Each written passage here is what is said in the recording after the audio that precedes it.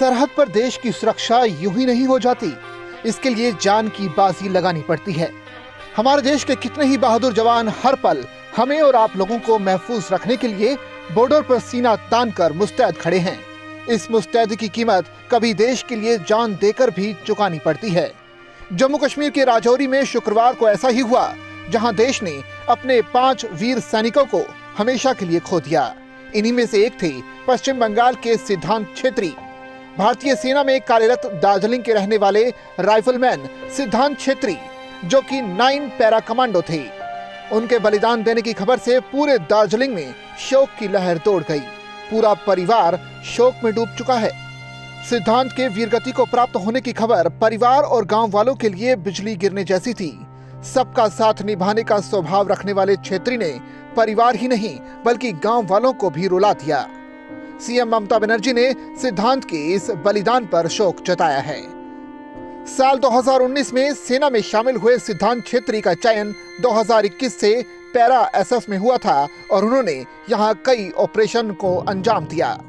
पढ़ने में बहुत अच्छा है और 11-12 करके उसके बाद ये कॉलेज कर रहा था। कॉलेज के टाइम में ही दार्जिलिंग गवर्नमेंट कॉलेज का स्टूडेंट था, तो उसी टाइम में ये आर्मी में भर्ती हुआ था। बहुत टैलेंटेड और ब्रेव भी था, क्योंकि हजारों में से वो स्पेशल फोर्स में वो ऐसे ही अपना परफॉर्म करके ही सेलेक्ट हुआ था। ऐसे वैसे वो सेलेक्ट नहीं होता है, आप लोगों को पता है। तो वो ब्रेव था, इसीलिए वो, और घर में उसका बीवी के साथ जो बात हुआ था, तो पैरा एसएफ में थोड़ा टेंशन होता था, है ना। और किसी ने उसको सजेस्ट भी किया था, लेकिन वो नहीं मानता था कि मैं इसी में काम करूंगा, क्योंकि उसका एक जुनून था। वो देख के हमें गर्व होता है। 2 महीने पहले ही उनकी शादी हुई थी। 14 अप्रैल को छुट्टी के बाद उन्होंने काम ज्वाइन किया था। सिद्धांत ने अपनी पत्नी से जल्द घर लौटने का वादा किया था।